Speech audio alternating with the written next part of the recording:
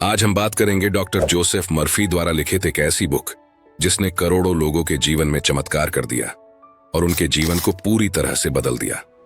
जी हाँ, हम बात कर रहे हैं the power of your subconscious mind के बारे में। इस पुस्तक को हल्के में लेने की बिल्कुल गलती मत करना। ये सबकॉन्शियस माइंड के बारे में लिखी गई अब तक की सबसे बेस्ट बुक है।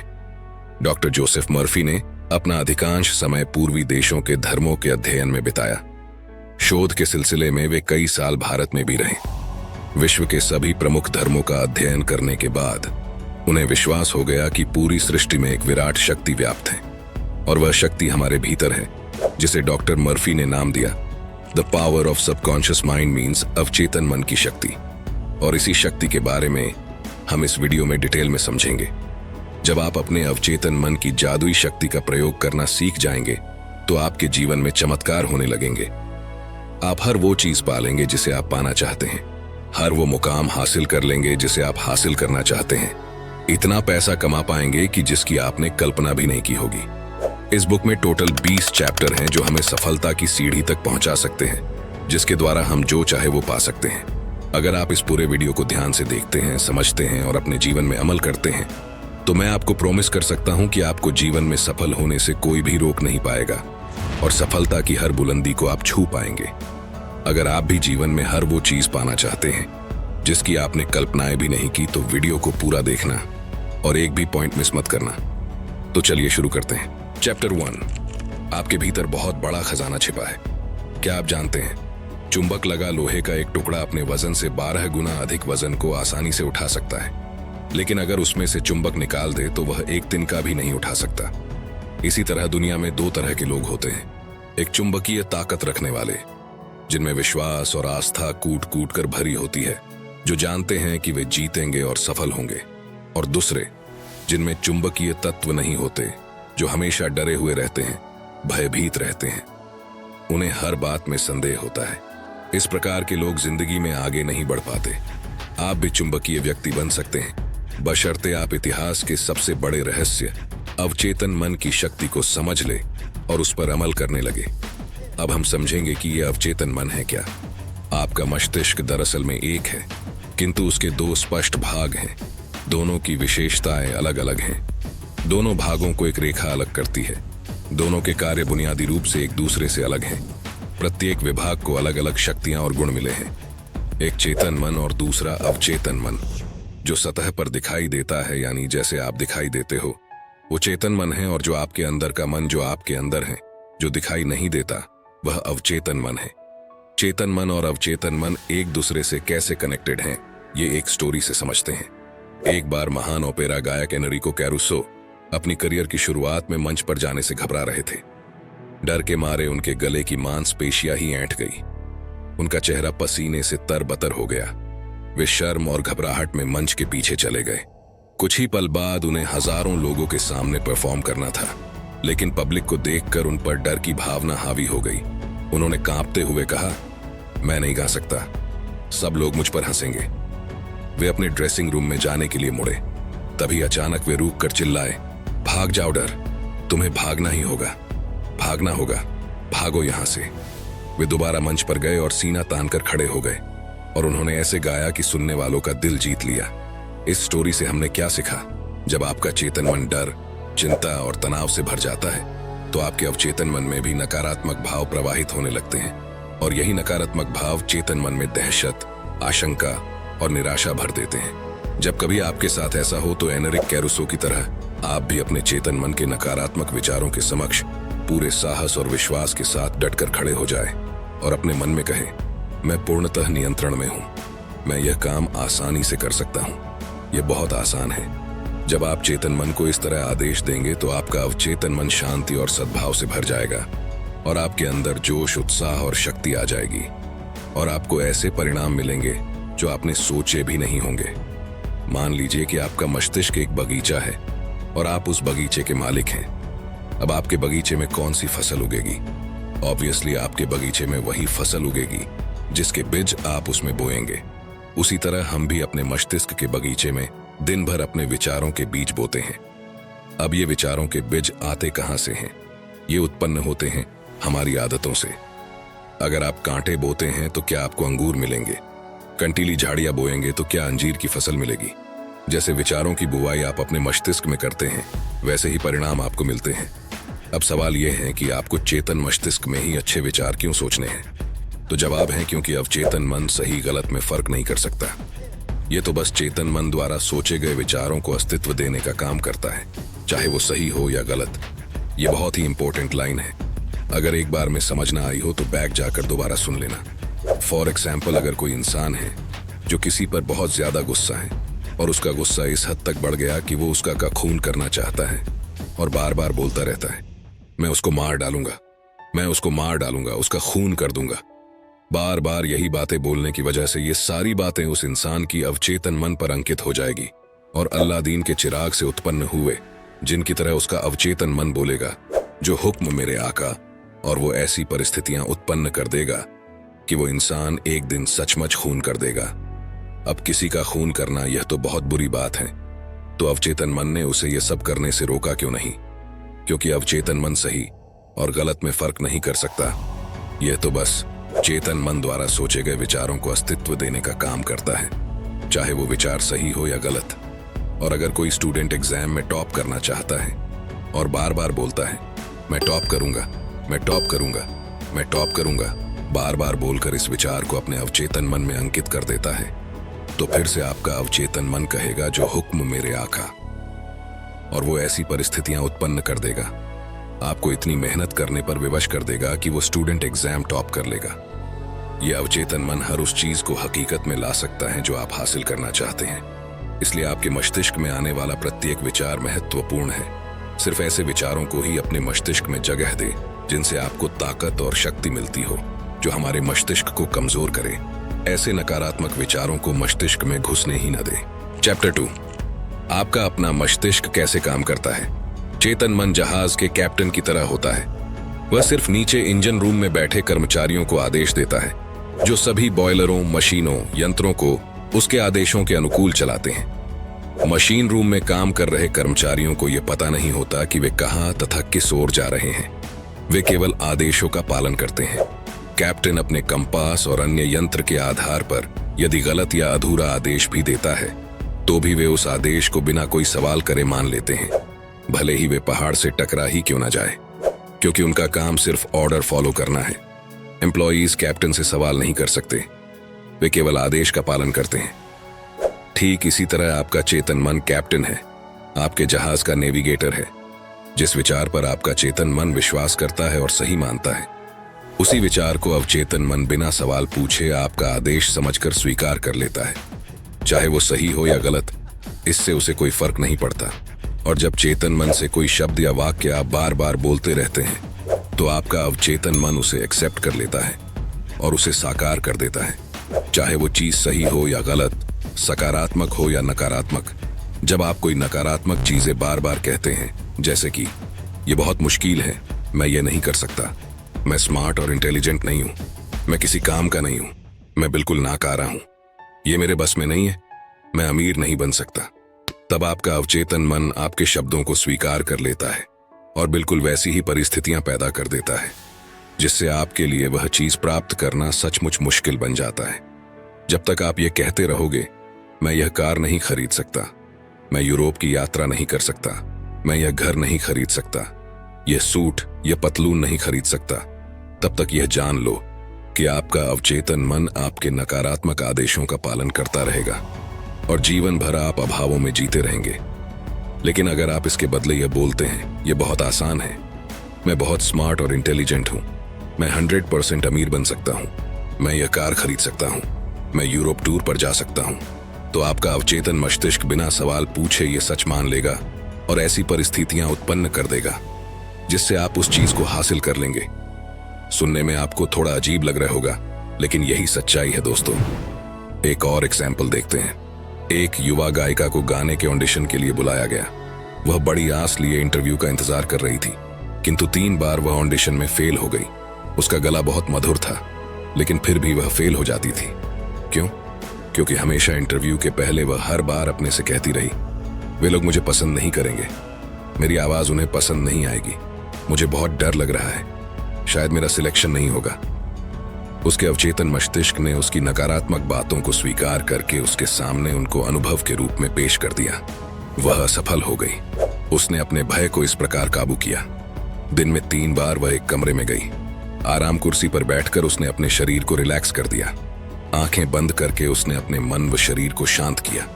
उसने अपने भय को दूर करने के लिए स्वयं से कहना शुरू किया, मेरी आवाज बहुत सुरीली है, मैं बहुत सुंदर गा सकती हूँ, मैं पूरी तरह से गाने के लिए तैयार हूँ, मैं गाऊंगी और सुरीले स्वर में गाऊंगी और सेलेक्ट होकर दिखाऊंगी। उसने अपने शब्दों को शांत स्वर में विश्वास के साथ फिर से दोहराया। इसके बाद वह रोजाना दिन में 3 बार अभ्यास करती रही। प्रत्येक सिटिंग में वह 5 से 10 बार वही वक्तव्य दोहराती रही। महीने के अंत तक वह पूरे जोश और विश्वास के लिए तैयार हो गई और जब उसे फिर से ऑडिशन के लिए बुलाया गया तो उसने बहुत ही सुरीली आवाज में गाना गाया। उसका सिलेक्शन कर लिया गया। अगर आप भी कभी जीवन में ऐसी परिस्थिति का सामना करते हैं तो इस टेक्निक का इस्तेमाल आपने जरूर करना चाहिए। 100% आप सफल हो जाएंगे। चैप्टर 3, आपके अवचेतन मन की चमत्कारी शक्ति। अमेरिकी मनोविज्ञान के पितामह विलियम जेम्स ने कहा है कि दुनिया को हिलाने की शक्ति आपके अवचेतन मन में है। जो कुछ आप अवचेतन मन पर अंकित करते हैं, अवचेतन मन उसे पूरा करने के लिए जमीन आसमान एक कर देता है। इसलिए आपको इसमें सही और सकारात्मक विचार अंकित करने चाहिए। आपने कई बार रियलाइज किया होगा कि अगर आपको कहीं पिकनिक पर जाना हो या कहीं यात्रा पर जाना हो और जिसके लिए आपको सुबह 4 बजे उठना हो, तो उस टाइम आप 4 बजे का अलार्म लगाते हैं और सो जाते हैं। लेकिन सुबह 4 बजे का अलार्म बजने से कुछ मिनट या कुछ सेकंड्स पहले ही आपकी नींद खुल जाती है। ऐसा क्यों होता है? क्योंकि आपका अवचेतन मस्तिष्क बहुत पावरफुल होता है और जब आप सोने गए थे तो सोने से पहले आपने मन में कहा था कि मुझे कल सुबह 4 बजे उठना है। आपके अवचेतन मन पर वह बात अंकित हो गई और आपका अवचेतन मस्तिष्क काम पर लग गया और अलार्म बजने से कुछ सेकंड या मिनट पहले ही उसने आपको उठा दिया। यही टेक्निक आप बहुत बड़ी बड़ी चीजें पाने के लिए भी आजमा सकते हैं। आपको बस करना यह है कि रोज रात को सोने से पहले बेड पर ही पड़े पड़े अपने बॉडी को रिलैक्स या शिथिल करना है, आंखें बंद करनी है और अपने अवचेतन मन को सुझाव देने हैं। ये सुझाव वो हो सकते हैं जो आप बनना चाहते हैं या फिर हासिल करना चाहते हैं। जैसे अगर आप अपने व्यवसाय में सफल होना चाहते हैं तो आप बोल सकते हैं, दिन रात मैं अपनी सभी रुचियों में समृद्ध हो रहा हूं। मेरा बिजनेस डे बाय डे बहुत अच्छा चल रहा है। मेरे पास बहुत सारा पैसा आ रहा है। मैं अमीर बन रहा हूं। दुनिया की सारी खुशियां मुझे मिल रही हैं। मैं पूर्ण, आदर्श, सशक्त, शक्तिशाली, प्रेम पूर्ण, सामंजस्यपूर्ण और खुश हूं। ऐसा आपको लगातार 21 डेज तक करना है और उसके बाद आपको इसकी आदत हो जाएगी और आप जानकर हैरान हो जाएंगे कि आपके जीवन में ऐसे चमत्कार होने लगेंगे जिसकी आपने कल्पना भी नहीं की होगी। अपने अवचेतन मन को खुशी, समृद्धि, प्यार, आनंद, जोश और उत्साह देने वाले विचारों से भरें। इससे क्या होगा कि जो आपके नकारात्मक जहरीले विचार जो अड्डा जमाए बैठे हैं, वे अंततः हमेशा के लिए बाहर निकल जाएंगे। हाँ, लेकिन इसके लिए आपको सतत प्रयास करना होगा और एक बार जब आपको इसकी आदत हो जाएगी तो फिर आपका फर्श से अर्श तक का सफर शुरू हो जाएगा। याद रखें, जैसे पानी पाइप में जाकर उसका आकार लेकर बहने लगता है, ठीक उसी प्रकार जीवन भी आपके अंदर के विचारों के अनुरूप ही बहता है। चैप्टर 4, प्राचीन काल में मानसिक उपचार। प्राचीन समय में जब आज की तरह बड़े बड़े हॉस्पिटल्स नहीं थे, तब भी लोगों का बीमारियों से इलाज किया जाता था और लोग अपनी बीमारियों से ठीक भी हो जाते थे।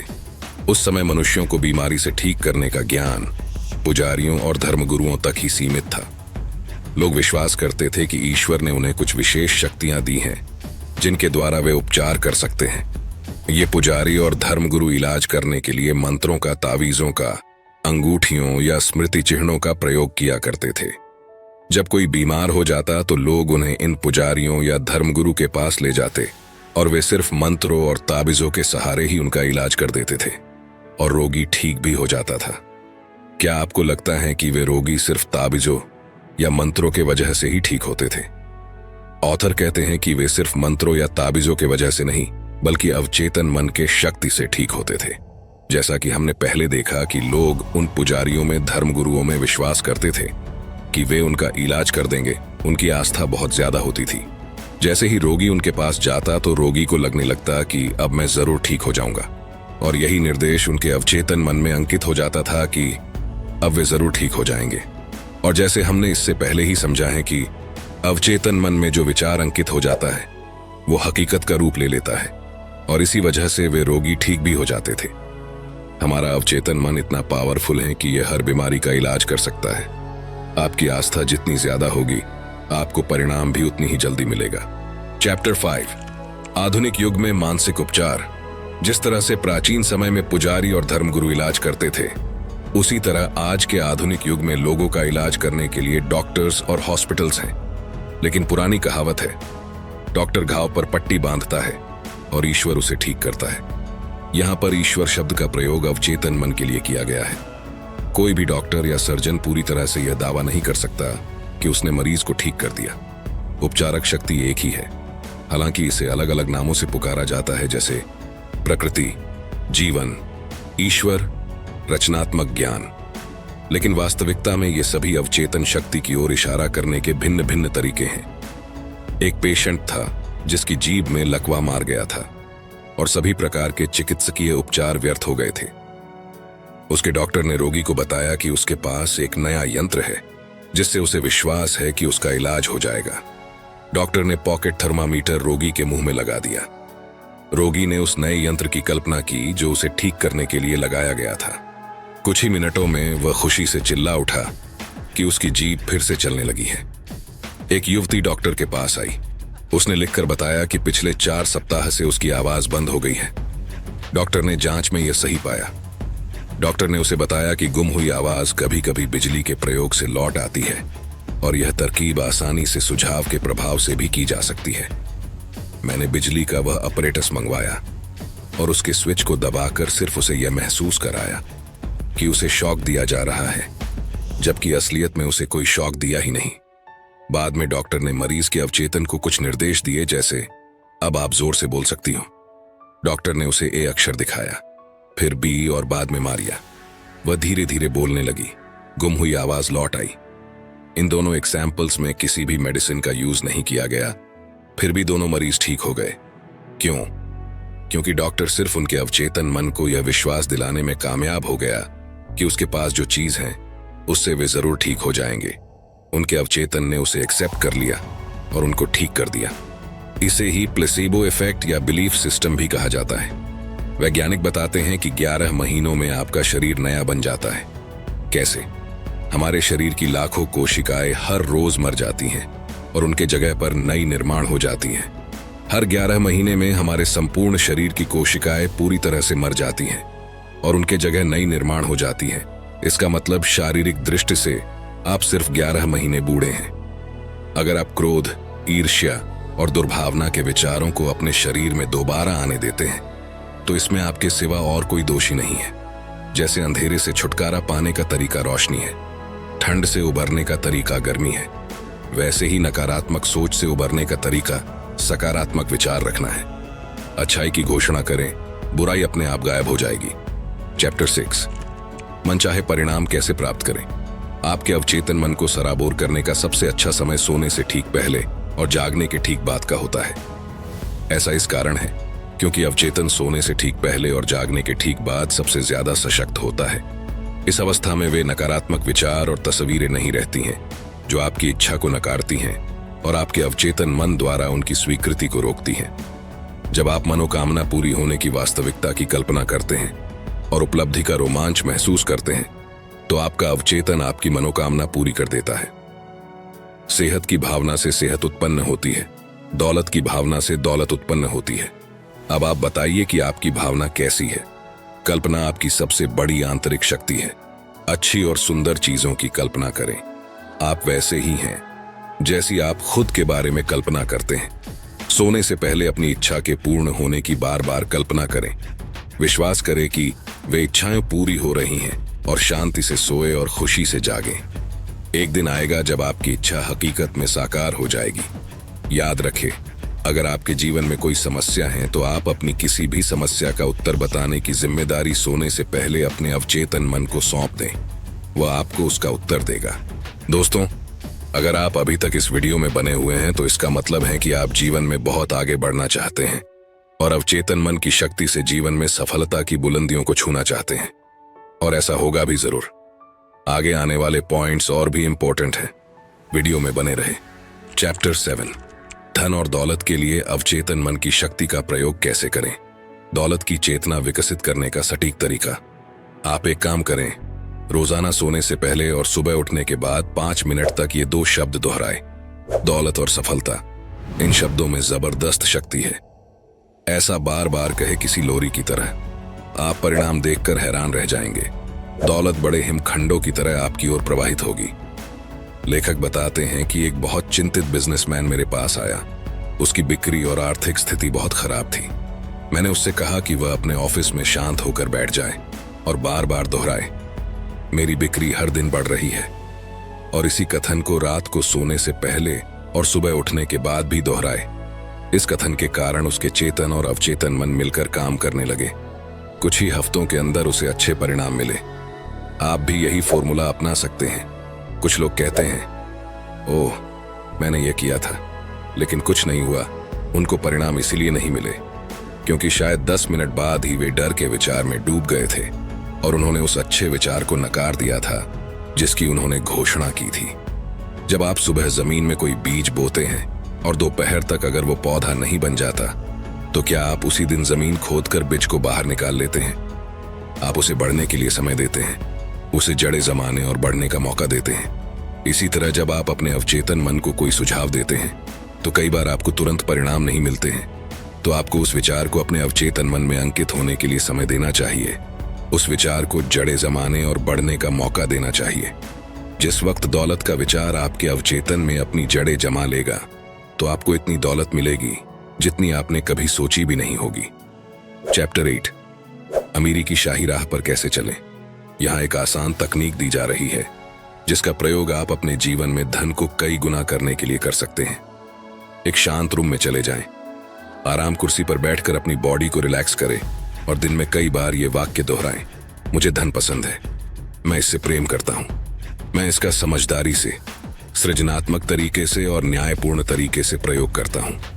मेरे जीवन में धन का लगातार प्रवाह हो रहा है, मैं खुशी से इसे मुक्त करता हूँ और यह अद्भुत तरीके से कई गुना होकर मेरे पास लौटता है।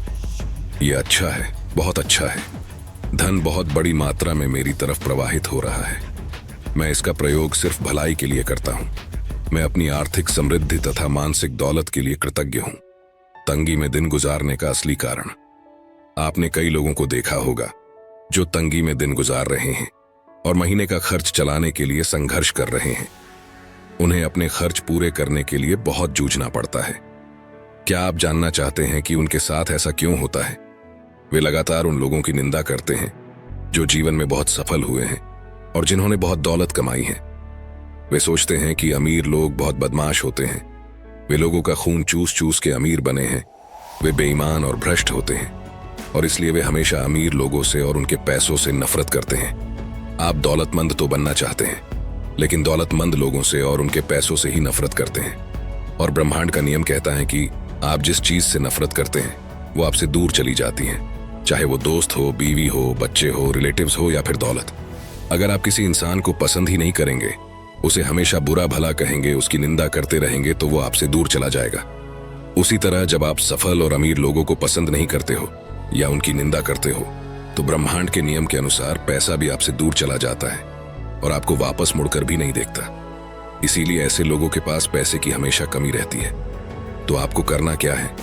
आप जब भी किसी सफल और अमीर इंसान को देखें तो कहे, मैं सफल और अमीर लोगों को आशीर्वाद देता हूँ, मैं सफल और अमीर लोगों को अपना रोल मॉडल बनाता हूँ, मैं सफल और अमीर लोगों से प्यार करता हूँ। अगर वे अमीर बन सकते हैं तो मैं भी बन सकता हूँ। जब आप सफल और दौलतमंद लोगों के बारे में अपने अवचेतन में अच्छी भावना रखोगे तो आपका अवचेतन मन आपको इतनी दौलत देगा कि आप गिन भी नहीं पाओगे। चैप्टर 9, आपका अवचेतन मन और वैवाहिक जीवन। आदर्श पति को कैसे आकर्षित करें।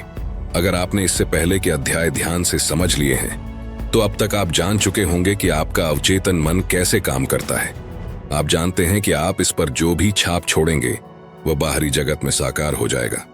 अगर आप एक महिला हैं और आदर्श पति को आकर्षित करना चाहती हैं तो इसी समय अपने अवचेतन मन पर उन गुणों और लक्षणों की छाप छोड़ें जो आप अपने होने वाले पति में चाहते हैं। यहाँ एक उत्कृष्ट तकनीक दी जा रही है जिसके द्वारा आप आदर्श पति को आकर्षित कर सकती हैं। रात को कुर्सी पर बैठ जाएं, आंखें बंद कर लें, शिथिल हो जाएं, शरीर को पूरी तरह ढीला छोड़ दें, बहुत शांत, निष्क्रिय और ग्रहणशील बन जाए। अपने अवचेतन मन से बात करें और कहें, मैं एक ऐसे पुरुष को आकर्षित कर रही हूं जो ईमानदार, सच्चा, वफादार, निष्ठावान, शांत, खुश और समृद्ध है। मैं जानती हूं कि मैं उसकी शांति और सुख को बढ़ा सकती हूं। वह मेरे आदर्शों से प्रेम करता है और मैं उसके आदर्शों से प्रेम करती हूं। वह मुझे बदलकर नया नहीं बनाना चाहता है, ना ही मैं उसे बदलकर नया बनाना चाहती हूं। हमारे बीच आपसी प्रेम, स्वतंत्रता और सम्मान है। आदर्श पत्नी को कैसे आकर्षित करें? अपनी आदर्श पत्नी को आकर्षित करने के लिए नीचे दी गई सकारात्मक घोषणा करें। मैं ऐसी महिला को आकर्षित कर रहा हूं जिसके साथ मेरा बहुत अच्छा तालमेल होगा। यह महिला ऐसी है जिसके साथ मेरी जोड़ी आदर्श रहेगी। वह आध्यात्मिक, निष्ठावान, वफादार और ईमानदार है, सामंजस्यपूर्ण, शांत और खुशमिजाज है। हम एक दूसरे की तरफ प्रबलता से आकर्षित हो रहे हैं। मैं जानता हूं कि मैं इस महिला को प्रेम, प्रकाश, शांति और खुशी दे सकता हूं। मैं महसूस करता हूं और विश्वास करता हूं कि मैं इस महिला के जीवन को अद्भुत बना सकता हूं। मैं अब आदर्श जीवन साथी को स्वीकार करता हूं। मानसिक रूप से अपनी पत्नी की वैसी तस्वीर बनाएं जैसी उसे होना चाहिए, खुश, सुखी, स्वस्थ और सुंदर। अपने पति को उस तरह देखें जैसा उसे होना चाहिए, सशक्त, शक्तिशाली, प्रेमपूर्ण, सद्भावनापूर्ण और दयालु। मानसिक तस्वीर देखते रहेंगे तो आप अनुभव करेंगे कि आपका वैवाहिक जीवन स्वर्ग बन चुका है, जो सद्भाव और शांति से भरा है। चैप्टर 10, मन से हमेशा युवा कैसे रहे। आप उतने ही युवा हैं जितना खुद को मानते हैं। मैं हर कुछ सालों में लंदन के कैक्सटन हॉल में भाषण देता हूँ। ऐसे ही एक भाषण के बाद एक सर्जन मुझसे मिलने आया। उसने मुझसे कहा, मेरी उम्र 84 साल है। मैं हर सुबह ऑपरेशन करता हूँ, दोपहर में मरीजों को देखने जाता हूँ और शाम को मेडिकल वैज्ञानिक जर्नल्स के लिए लेख लिखता हूँ। उसका नजरिया यह था कि वह उतना ही उपयोगी है जितना वह खुद को मानता है और उतना ही युवा है जितने उसके विचार हैं। उसने मुझसे कहा, आपने अभी अभी जो कहा है वह बिल्कुल सही है। व्यक्ति उतना ही युवा होता है जितना वह खुद को मानता है, उतना ही मूल्यवान होता है जितना वह खुद को समझता है। कुछ लोग 30 साल की उम्र में ही बूढ़े हो जाते हैं, जबकि कुछ 80 साल में भी युवा रहते हैं। मस्तिष्क ही सबसे बड़ा बुनकर, आर्किटेक्ट, डिजाइनर और मूर्तिकार है। नाटककार जॉर्ज बर्नार्ड शॉ 90 साल की उम्र में भी सक्रिय थे। रोमन देशभक्त मार्कस पोर्सियस केटो ने 80 साल की उम्र में ग्रीक भाषा सीखी। महान जर्मन अमेरिकन कलाकार मैडम अर्नेस्टाइन शूमैन हैंक दादी बनने के बाद अपनी संगीत सफलता के शिखर पर पहुंची। यूनानी दार्शनिक सुकरात ने वाद्य यंत्र बजाना तब सीखा जब वे 80 साल के थे। माइकल एंजेलो 80 साल की उम्र में अपने सबसे महान कैनवास पर पेंटिंग करते थे। 80 साल की उम्र में सियोस सायमनाइड्स ने कविता का पुरस्कार जीता। लियोपोल्ड वॉन रैंके ने अपनी हिस्ट्री ऑफ द वर्ल्ड शुरू की, जिसे उन्होंने 92 साल की उम्र में पूरा किया। अल्फ्रेड लॉर्ड टेनिसन ने 83 साल की उम्र में अपनी बेहतरीन कविता क्रॉसिंग द बार लिखी। आइजैक न्यूटन 85 साल की उम्र में भी बहुत मेहनत करते थे। लोगों को एक महान सच्चाई याद रखनी चाहिए, इंसान अपने दिल में जैसा सोचता है वैसा ही वह होता है। आप बूढ़े तब होते हैं जब आप जीवन में दिलचस्पी खो देते हैं और सपने देखना छोड़ देते हैं। तो हमेशा जवान बने रहने का एक ही तरीका है दोस्तों, जो हमारे चैनल का नाम भी है।